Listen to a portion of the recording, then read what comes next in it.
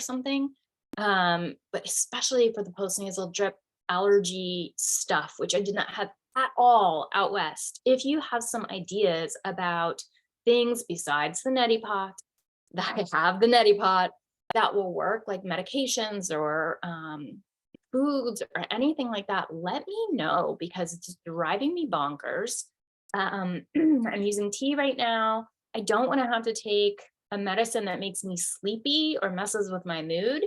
And I've tried a bunch of different allergy medication and I've yet to find one that doesn't make me sleepy. So let me know if you have some suggestions. I am definitely here for it. Mucinex works great, but um, you know, I don't feel like that's a great thing to be taking all the time. And it has guaifenesin in it, so that makes your heart race a little bit. And then to control that, they have the coxapresent in it, which makes you sleepy. So if you got ideas, let a girl know. All right. We're going to give it just 3 minutes before we get started. So we want to make sure that we're respectful and wait until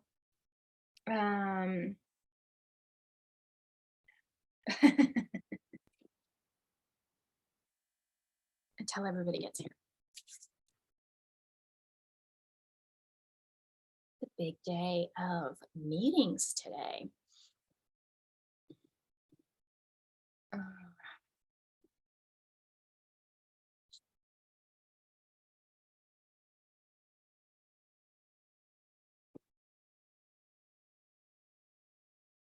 curious, what are the things in your desk drawers? What are the things that you need access to all the time, like chapstick, for example? What do you keep? I have my chapstick. I have my eye drops because I always forget. Oh my gosh, that medication is making me yawn. um, I have to put in my eye drops whenever I go on camera because of my thyroid disease. It makes my eyes really quite uneven. That's probably all that I use on the regular that's in that drawer. What about you guys? What's in your drawers? Not your underwear. It's in your drawers on your desk, in your desk. All right, we'll get started in just 1 minute. Let's see.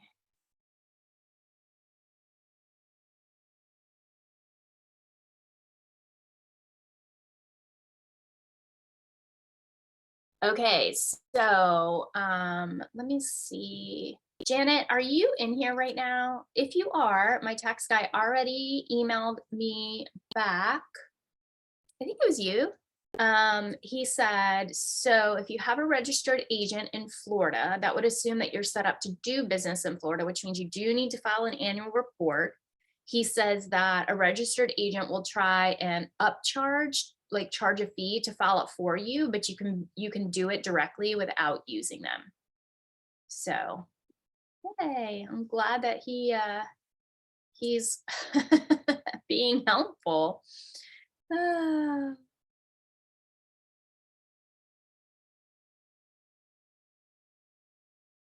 All right, let's get it rolling. It's time. We're rolling. We're rolling. Okay, so we've got a good number of questions submitted this week. I'm going to start with the questions that were pre-submitted, and then I will go to the questions in the Facebook group that are showing up in the chat. Awesome. Okay, so I have from Amy, and I'm sorry to keep yawning. I think it's the allergy medication. It feels impossible to resist. I'm going to try really hard.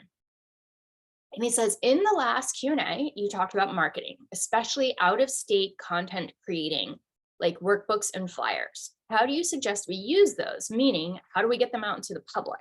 Link them on our website? How will people see them there? These are great questions. Sorry if this is a bit obtuse. I'm trying to figure out what the first steps in sharing free content to get clients. These are fan-freaking-tastic questions. Janet, yes, you did miss something. My tax guy already responded. He said that if you have a registered agent in Florida, that's basically the permission slip you need to do business in Florida. And so you do have to file an annual report, but that your registered agent will upcharge you to file it for you, or you can file it directly through that link that I gave you. So either way. Okay, let's talk a little bit about content creation. I'm going to draw you a little graphic because I think that it will help to make sense of it. All right. Yes. Pull this over. Let me make sure that it's going to show up. Da, da, da, da, da, da, da, da, da. All right, so here's our little whiteboard. Let's say that, remember when we think about our, I want you to type, there we go. When we think about our marketing, we need to have a great product that we sell, which is our awesome therapy. And we cannot do awesome therapy with everybody. We can only do awesome therapy with those people that we are amazing at treating. So our ideal client, this does not appear to be showing up on your screen. Hold on, there we go. Now it is, it's just a little delayed. Okay, so our great product is awesome therapy. And the only way we do awesome therapy is by making sure that we understand who our flow client is, that person that we do the best work with. And we spend a lot of time in the marketing intensive helping you to know who your flow client is. So that's number one part of marketing. Number two is we need a place that people will find us and sign up for services. So where do they sign up? Usually, this is our website. Not always. It could be a directory listing. It could be a YouTube channel, but usually it is your website. And that's the place that they sign up. I call this like your deep online presence. And I say that because your website needs to accomplish something. It needs to build, know, like, and trust, whether it's your website, your website, directory listing, YouTube channel. Usually a directory listing will not be enough for private pay. You need more stuff than a directory listing can hold, but you could build enough know, like, and trust with several YouTube videos or several blogs or great copy on your website. Okay. So know, like, and trust. And part of the way we build that is by helping our flow clients feel seen, heard, understood, and hopeful, believing that change can happen for them. But we've got a problem. Hold on, we need one more thing. The other thing we need, obviously, are consumers. So potential therapy clients. Gotta be somebody who wants our product out there. But how do we get these potential therapy consumers to see our website? What's the process by which that can happen? We have to, I want a shape. Let me see if I can find a shape that I want. Yep, that's what I want. We need to get them to our website. So how do we do that? Okay. We can do that through a lot of different ways. One of them is SEO. And for therapists, we don't need a ton of work with SEO. We need to use our headers and subheaders to include keywords that our clients would use. So if they would say panic disorder in New Jersey, then those are keywords that we would want to use. And I teach all about SEO in the marketing intensive. I'm just trying to give you a kind of quick hit right now. Okay, so that's one way. But a problem that we run into with SEO is that in order for us to compete with the bigwigs on words like anxiety or depression or even LGBT or those kinds of words that our clients might be searching for, we have to really narrow it down because there are big companies like BetterHelp and Space and those sorts of people that are paying a lot of money for them to win the keyword battle. So what SEO experts will often do is tell you, you need to combine your keywords with your local city. Well, that doesn't work for us. We could certainly, if we were targeting a particular city, we could certainly say, panic disorder in New Jersey therapy, something like that. But most of us are trying to target a much bigger area, okay? So in those cases, we kind of work around the limitations of SEO by using content marketing. I'm wooing because my computer just did weird stuff. All right, I want to pull that down. All right.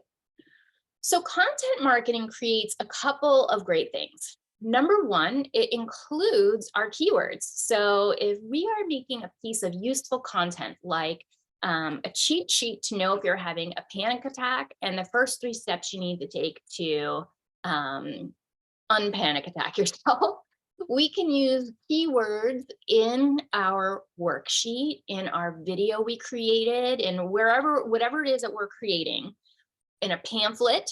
If it's going to be a digital worksheet, we can use keywords in it. So that's awesome because it bumps our SEO up.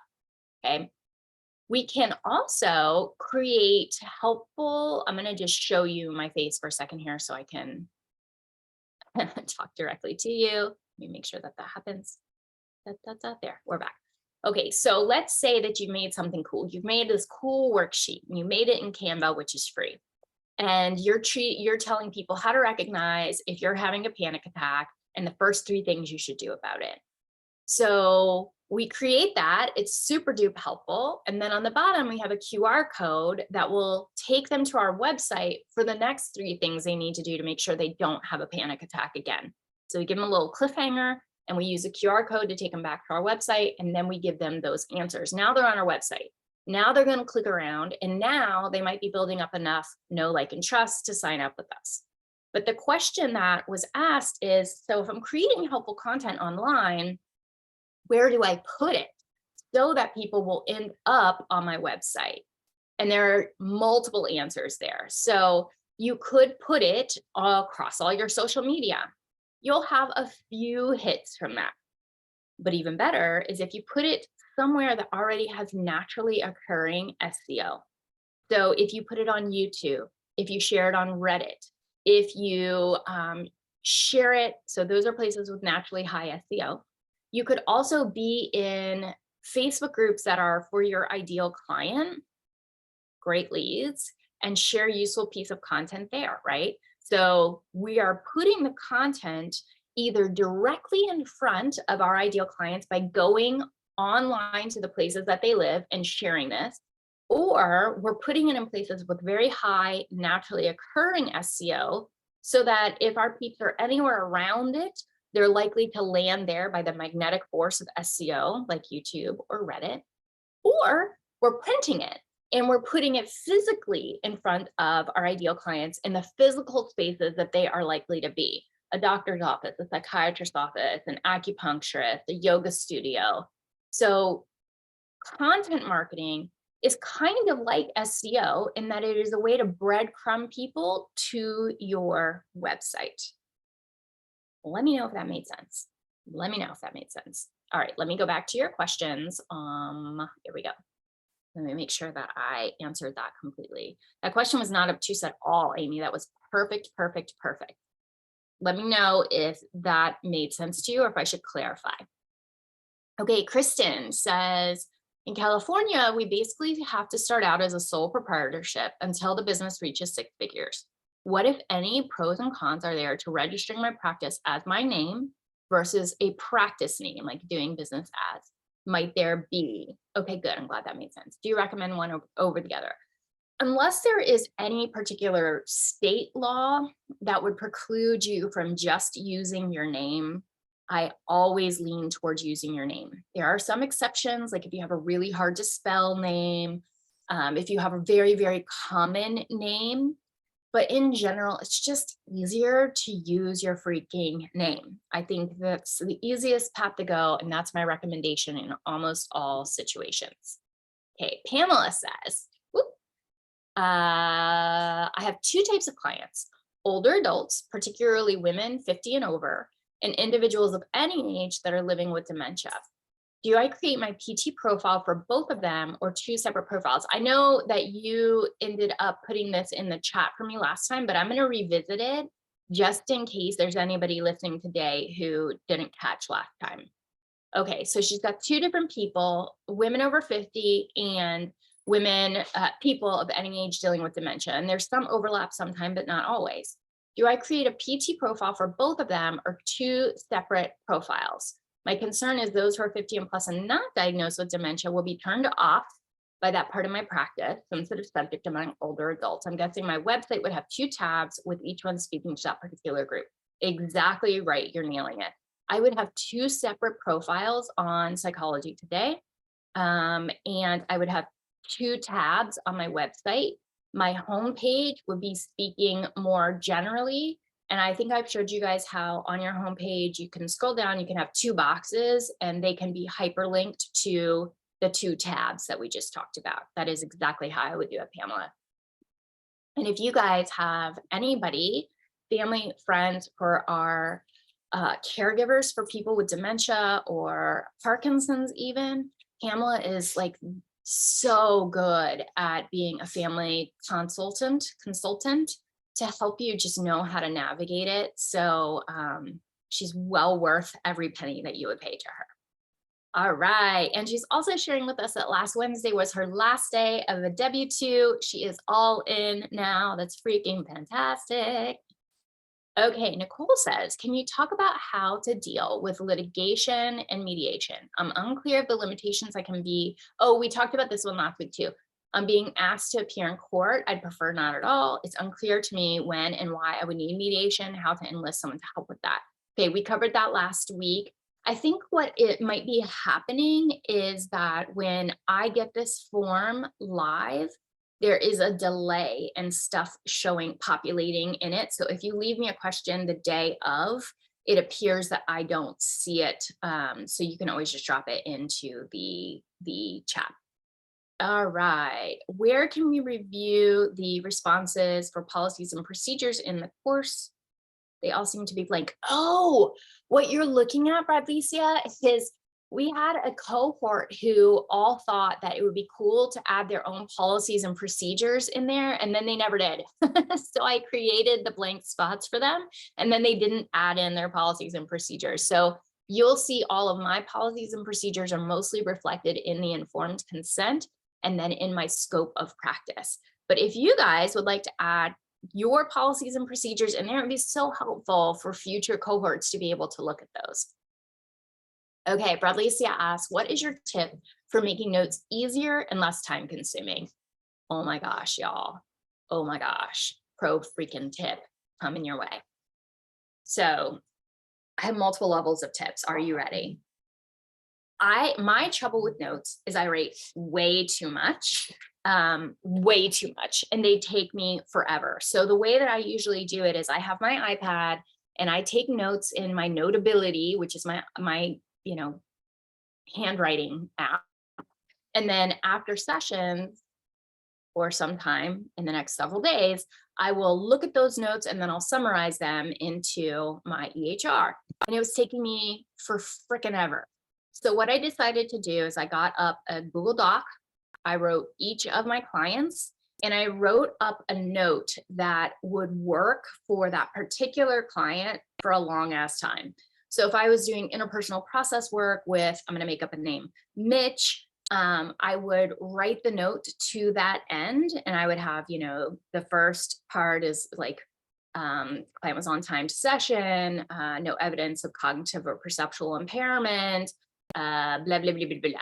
Whatever would go in each one of the notes, I wrote up a full note for each one of my clients that would be expansive enough to cover my booty and to remind me of what the hell I was doing with that client. And then when it would become time for me to write the note that week, I would copy and paste the generic note in there. It was a badass generic note because I wrote it for each client individually. And then I would only have to change like 2 lines, so client presented as, I would type in that part and, everything else basically stayed the same. Client said therapy was helpful. That stayed the same most sessions. So it gave me a much, much easier way to do a good note, but do it quickly. And then the other thing that I started to do, and I should thank Kim Keller for this because she did it for me. In Florida, there is a law that says that the note has to be started within a certain period of time after the session. I don't know, maybe it's 48 hours or something like that. And I was having a really hard time making that happen because I would tend to write them all on Fridays or something like that. And so what she did is the day of my session, and I could have done this myself, but she was helping me with a lot of stuff. The day of my session, she would go in and hit copy from last note. So it would start a new note for me. It would copy everything from the previous note, including all of the mental health stuff, you know, like the little boxes that you check. My old note that I had written that was like such a great note. So basically it was all done, and all I had to do was change just a couple of lines here or there. You know, Janet, that's a good question. Let me see if I have it somewhere. Let me make a note to myself. I'm not promising.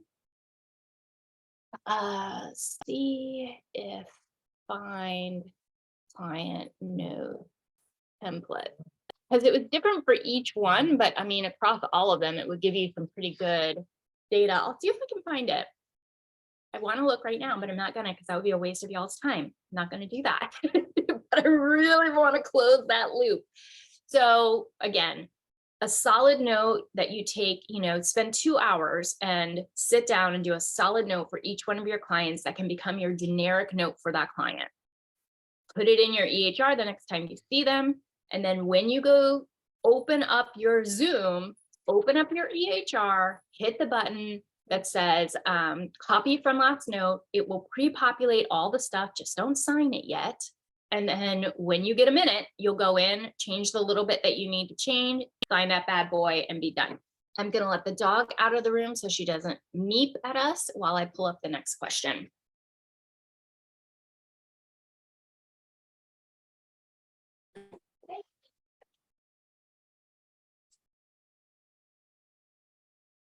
All right, next question. My practice this is from Shelly. My practice is incorporated under my name, same as my tax ID. I've been using a website name that is different, for example, mainstreetcounseling.com. What do I need to do to link Mainstream Counseling with my LLC so that someone can't come into Florida and steal the name from me? Okay. Okay, so there are multiple questions within this. Your domain name does not need to be the same as your business name, which you obviously know, but you do need to have your business name on every single page of your website. And most people do that by putting it in the footer. It also needs to be on all of your paperwork. Most people do that by putting it in the footer. So that's number one. As far as people stealing your name, people can still steal your name. I'm thinking through copyright and trademark. I went through the trademark process a few years ago. It was a pain in the butt. And as it turns out, you can't trademark just a series of descriptive words. So I wanted to trademark the Online Counseling Academy. And you basically can't, because all of those words sort of stand alone, and I can't steal public language, right? So I would have had to spell something funny, or I can only trademark it if it's connected to a graphic image, and then somebody could use the words, but they can't use the words with my graphic image. Or I could trademark it if it was the Online Therapy Academy with Amber Lyda, but somebody could still have the Online Therapy Academy separately. So it's very difficult to trademark. A trademark is more like you're trademarking a concept, you know, like a special way with words. So that wouldn't work to protect your business unless you had a really kind of interesting, funkily spelled name of your business. The way that copyright works is different. Basically, the moment you put something out into the world, it's copyrighted. So you can go through a formal process to have something copyrighted, but let's say that I put a bunch of stuff on my website. It's on my website, so it's in the public domain and it's copyrighted. If somebody were to use that language elsewhere, because I published it first and the internet knows that I published it first, I could send them a cease and desist letter and have them take that down off their website. If they refuse, then I'd have to go through a lawyer and it'd be a big pain in the butt. So the summary is somebody can actually use your business name. There was a weird caveat with trademarking. I'm trying to remember. Gosh, it's been a few years. I want to say that if somebody has been using the name and making money off of the name, and there is a trail of connection between the two things, you can't use it. That's a little bit out of my scope. I'm really having to pull hard on my memory. I would probably go to the website trademarkia.com and see what you can read about it. It's very difficult to protect a business name. And often it's very limited. So let's say you had promote hope counseling, something like that. You might be able to argue if somebody in your state used the same language. You'd probably have to go through a lawyer. It probably costs money. It's probably not going to be worth it. But if somebody was saying promote hope counseling and it was connected to a church, they'd be like, yeah, those are two separate things. Like you can't claim that across a whole bunch of different types of businesses. So summary, unless it's super duper unique, it's going to be hard to protect. And honestly, unless it's messing with your findability, it doesn't really matter. All right, Elizabeth says, informed consent question. Number 1, how to include in the informed consent the fact that I will be out of the country during client's treatment. Any suggestions on the wording? Why do they need to know where you are? Let me know the answer to that first. That's not part of our commitment to our clients, is that they know where we are. So let me know about that. The only reason that I can imagine that that could be important is if your security is less because you're out of the country, but then you would just need to fix that. The security would need to be tight.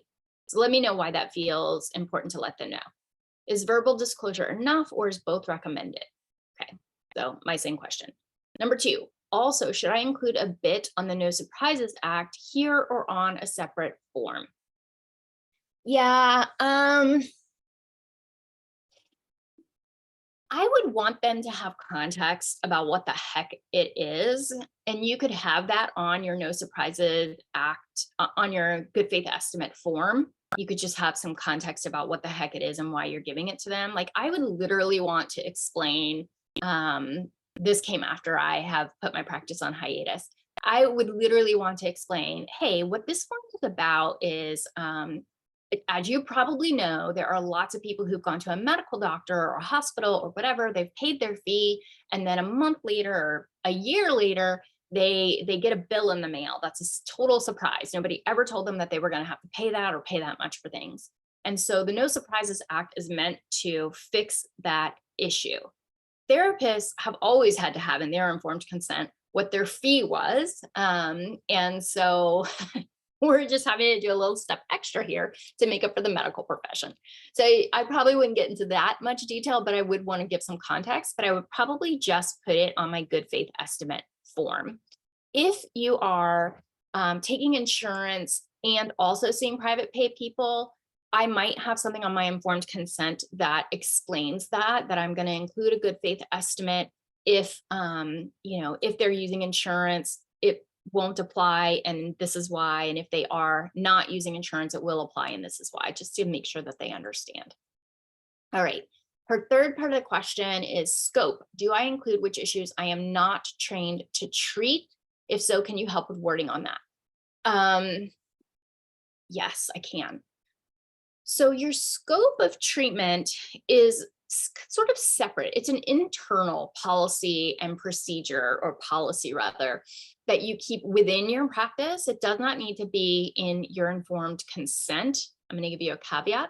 So in my scope of practice, all it is for my practice is literally a drawing, a circle, and inside of the circle is who I like to treat, who I'm good at treating, the way in which I'm good at treating, the frequency with which I'll see clients. And outside the circle is basically the opposite of that. Like, I'm not seeing somebody 3 times a week because they need, uh, use your words, Am.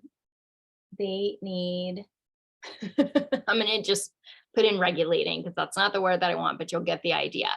So that's all it is. And it's an internal document for me. I certainly make sure that I don't use language that would get me in trouble if I ever need to share that document outside, if you know what I'm saying. But that's all it is for me. What I do include in my informed consent, and you'll see it in the free informed consent in step by step, is I say something to the effect of, if there's a point in time where I feel like you need adjunctive treatment. So, for example, like, I'm seeing somebody for complex trauma and they really need a DBT group. And it would not be ethical for me to keep seeing them once a week in treatment without the support of a DBT group. I will make the recommendation to them that they get in a group. And if they don't, then I will have to refer them to a different level of care because I can't meet their needs as a solo practitioner without that additional support. So you'll see some language in there about that. Because I want to make sure, and I also say it in my pre-consultation, like, we're working together today to see about fit. Here are all the sorts of ways we can fit. One of the ways we might fit is also around, like, how frequently do you need treatment? What depth of treatment do you need? Will you need between session support? That kind of thing. I try not to use words like severity because that freaks people out. But you'll see both of those things, one in the informed consent, two in the free consultation training. And I think Elizabeth, yeah, Elizabeth, as far as I know, I mean, I just can't think of a situation where you need to tell them where you are. Like, I've never read anything in any of the state regulations or any of the ethics codes, and I've read a lot of them, that would say that you need to have in your documentation where you are. I'm trying to think of exceptions. So I travel a lot when I am doing therapy, and so, if I'm seeing somebody who is very hyper vigilant, I might say to them, I just want to give you a heads up that sometimes my background is going to look different because I'll be traveling. And that's more of like a clinical, like, I'm just taking care of them clinically, not something that is in my informed consent. I might include it, in my free consultation if I'm worried that it might be funky for them. If it might mean that you're having to change appointment times because you're changing time zones, that feels like an important thing to share with them. But if you've already worked that out, so you're going to be consistent, for their hours, I don't see why that would be an issue. I'm assuming you're going to be using a VPN.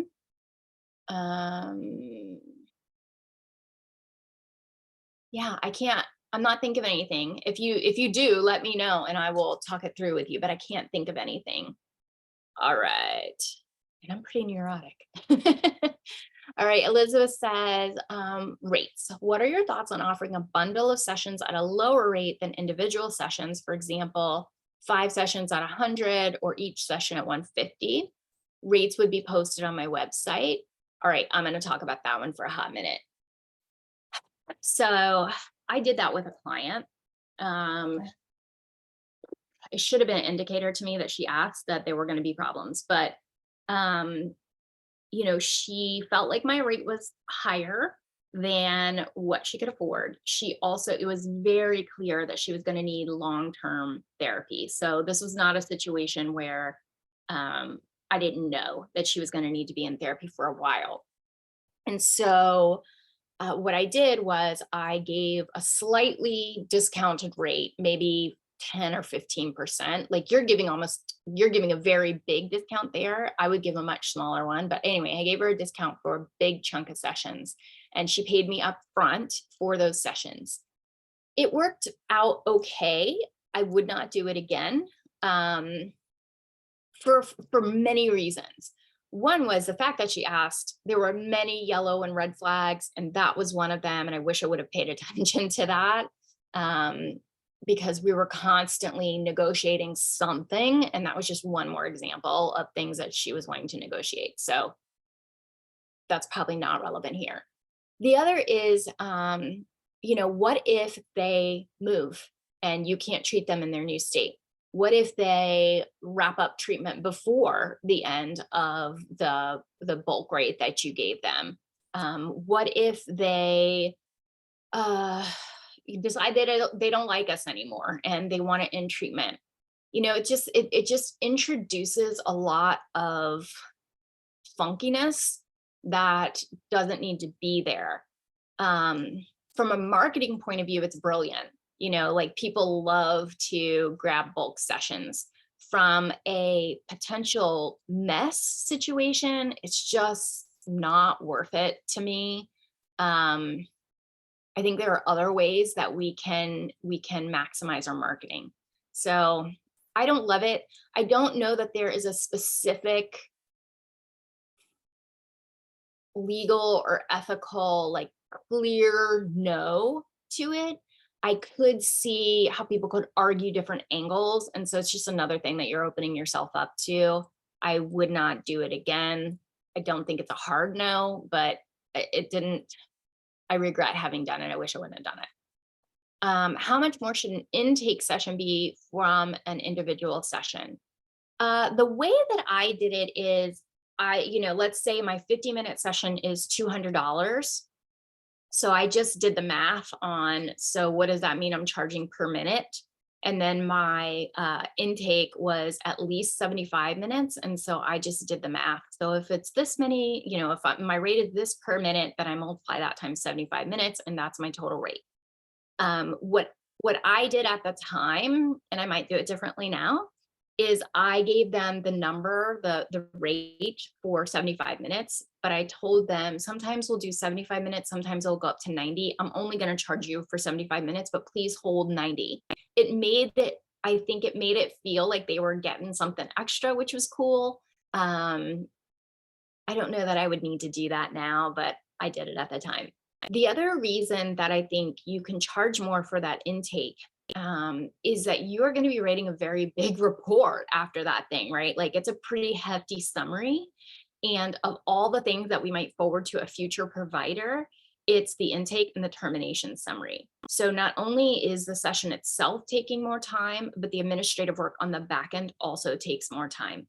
So I feel pretty good about charging more money for that session. All right. And then the last question in this section is, can you explain what it might look like when a phone call to another provider lasts longer than 15 minutes? How do you utilize your hourly rate? I don't bill for that.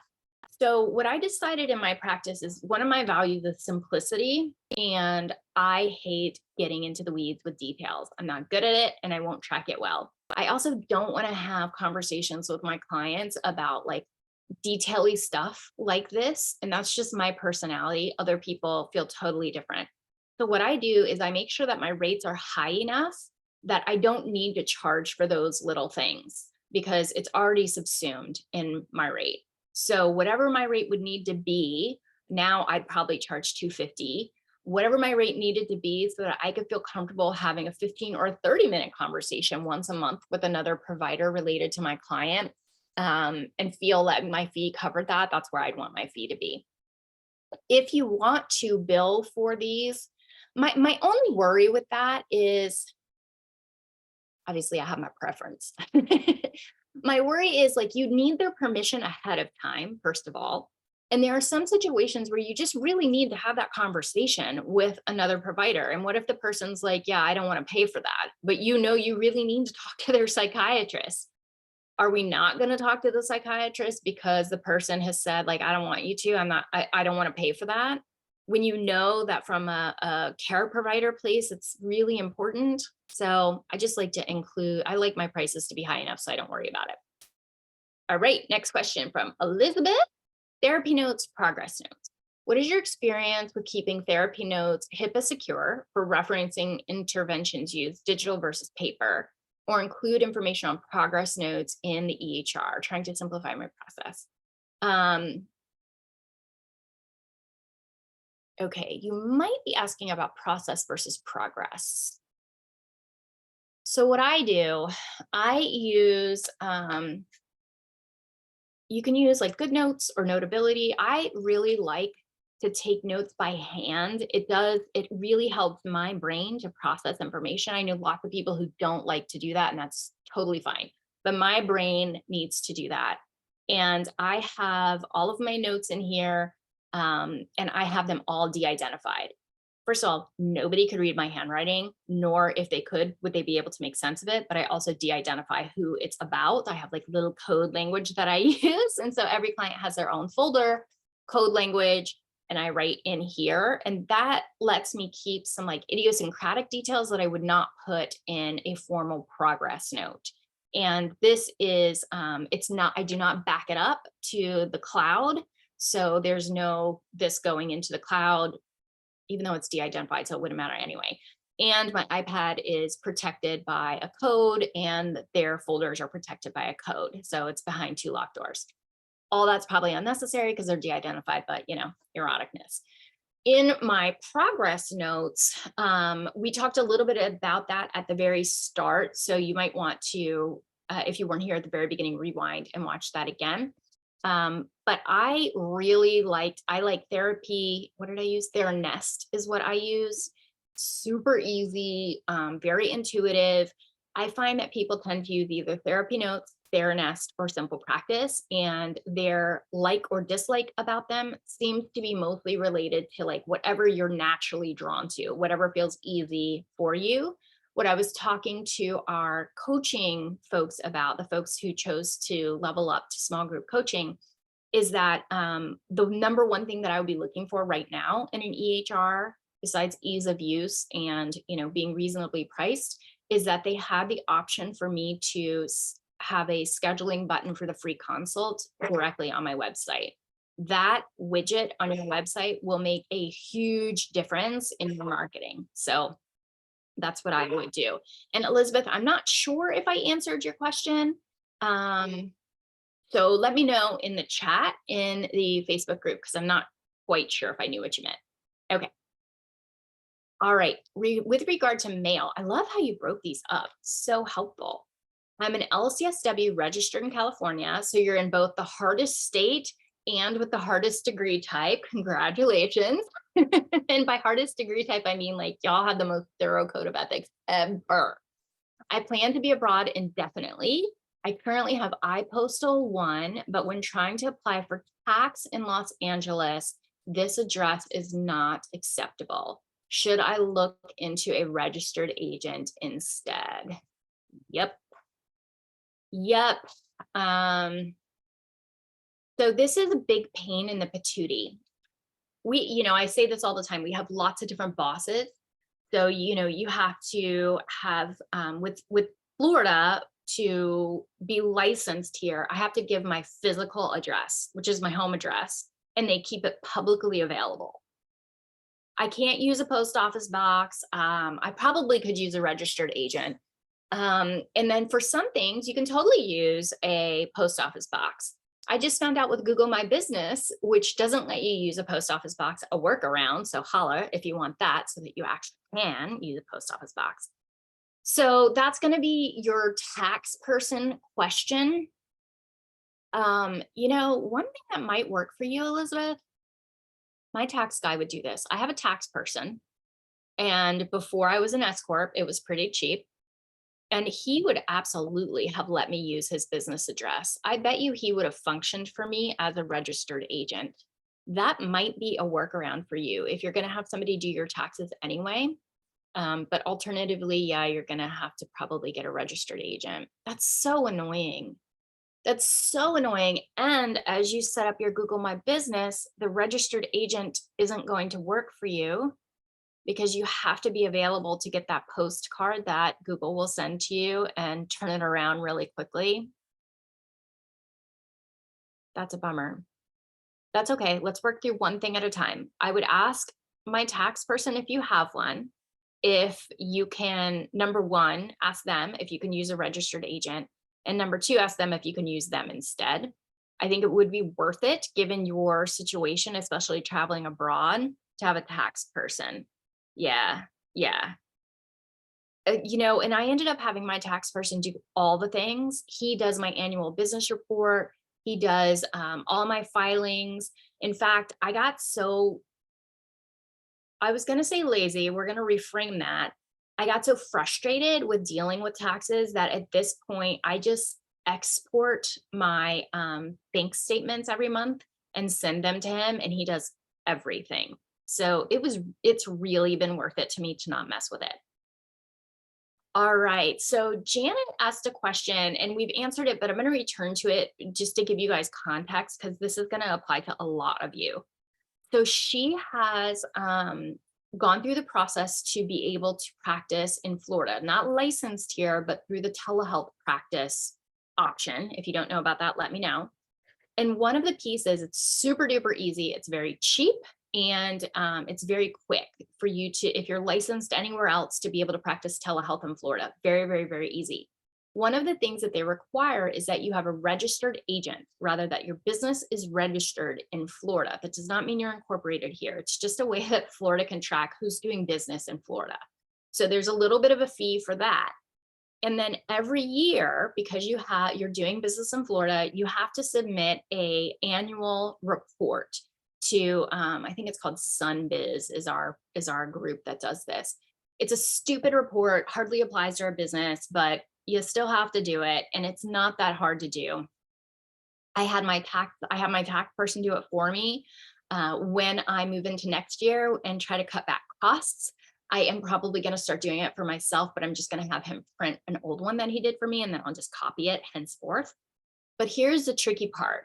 Once you have a registered agent in Florida, or even if you have your LLC or S Corp here, a bunch of companies now have access to your address and they know that you're in business, and they will send you very official looking documents that say, oh my gosh, you need to do your annual report here, pay us $500, pay us $300, pay us $250.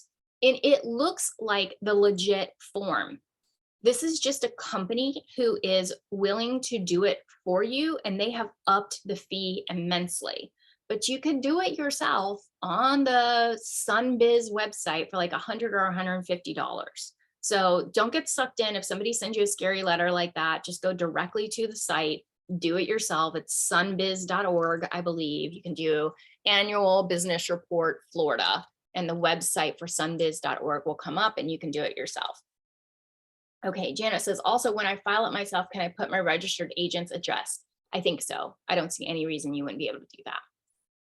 All right, because that is your business address in Florida. So that makes sense to me. Nicole says, as I get closer to starting my practice, I am experiencing more and more anxiety. Yes, I know this is a normal part of my change process. Do you have any helpful ideas on how to subdue some of the fear associated with the risk of private practice? I don't want to stall my progress. Yes, ma'am. So I'd like to hear more about where the anxiety lands, where it comes from for you. And if you're here. So if you can pop that into the chat, and I'll share a little bit about where mine came from and what I did to deal with it.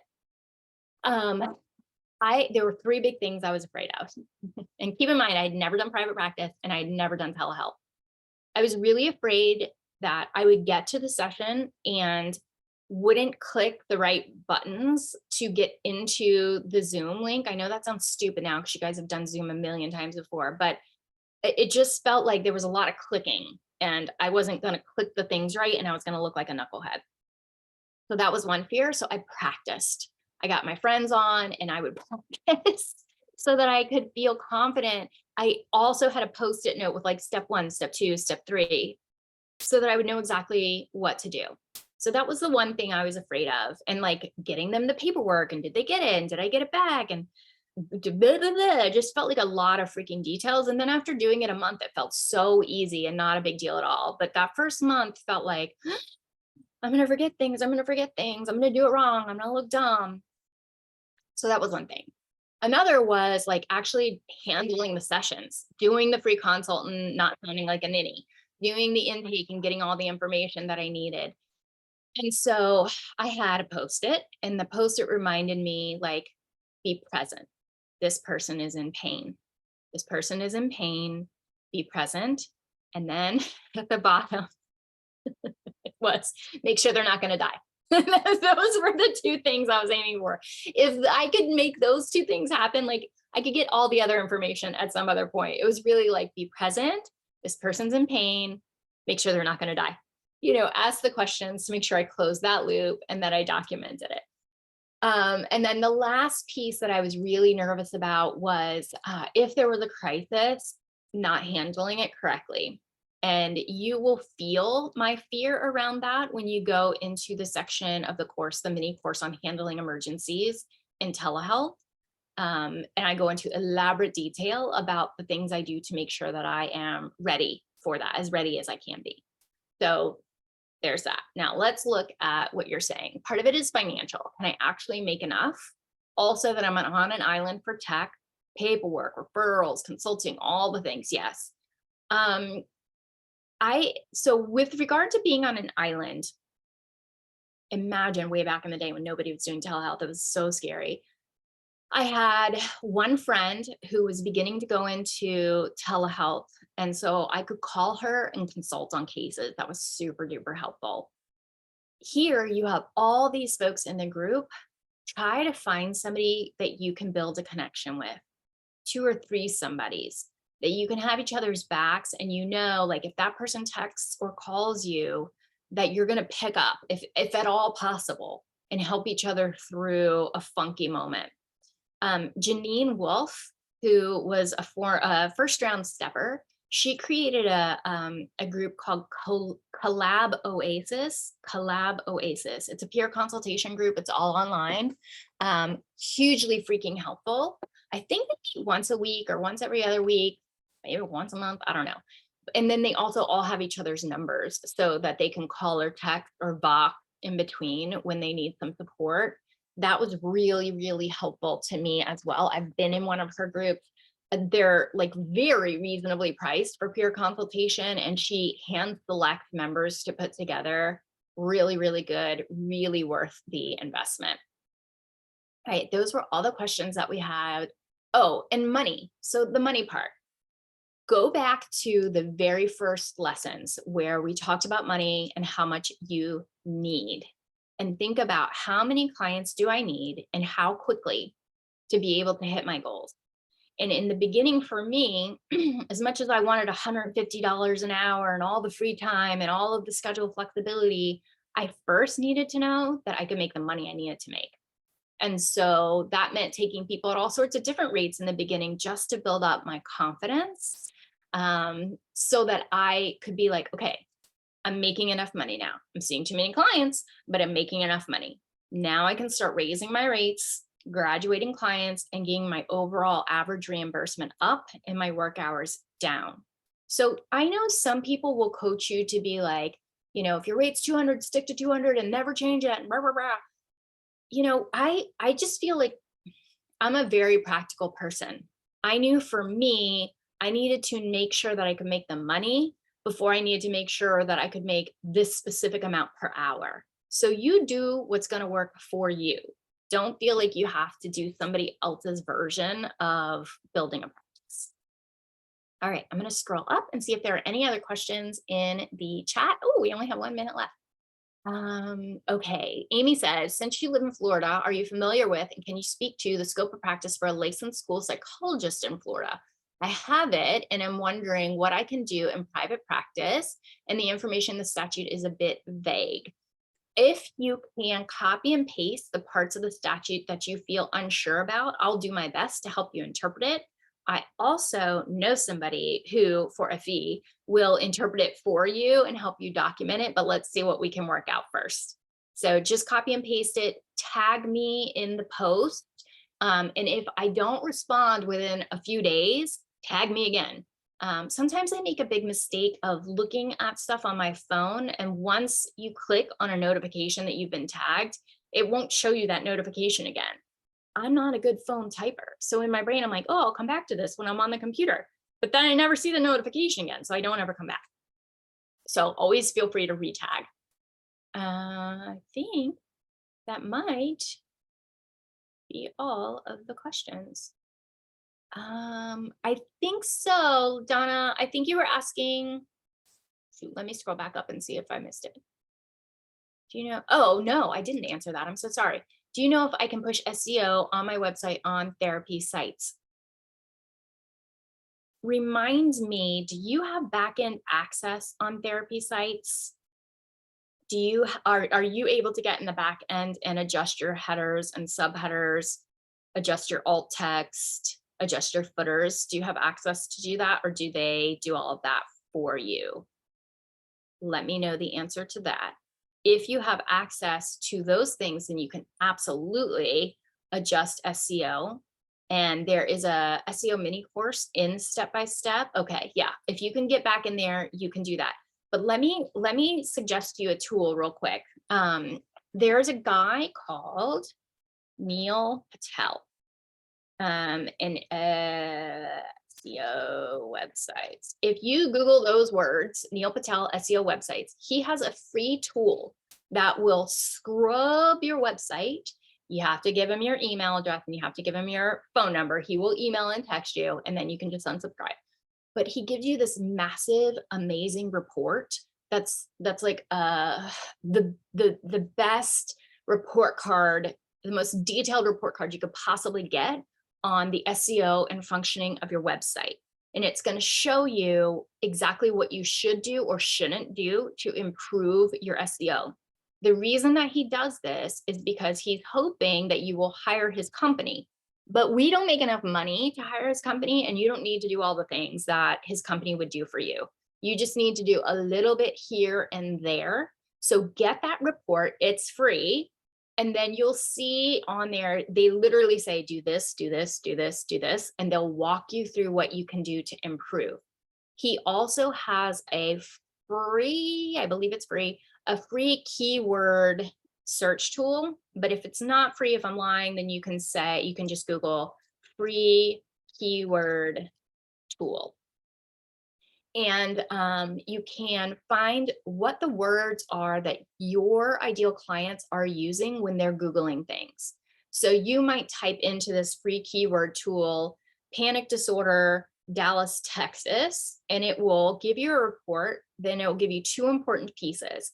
It will tell you, number one, how frequently are people using that term? And number two, how hard is it to rank for that term? So what we're actually looking for is, when we're looking at popularity, we don't want the most popular term that people are searching for, because we don't have enough money to rank for that term. And you'll see that when it's wildly popular, the difficulty score and ranking for it will be super high. We aren't going to rank with that. We want one that's moderately popular and moderate to easy to rank with. So those are the two features that you'll look for with the keyword tool. And then when you find those words, you will put those in your headers, your subheaders, your alt text, which is just the description of pictures. It's just the backend description of pictures, and your footers. So that is like the quickest SEO overview I've ever given it in my life. I'm sure there are lots of questions about it. Feel free to bring them to our next meeting. I can't wait to see you guys there. This is week 5, my friends, week 5 already. I will see you next week for week 6.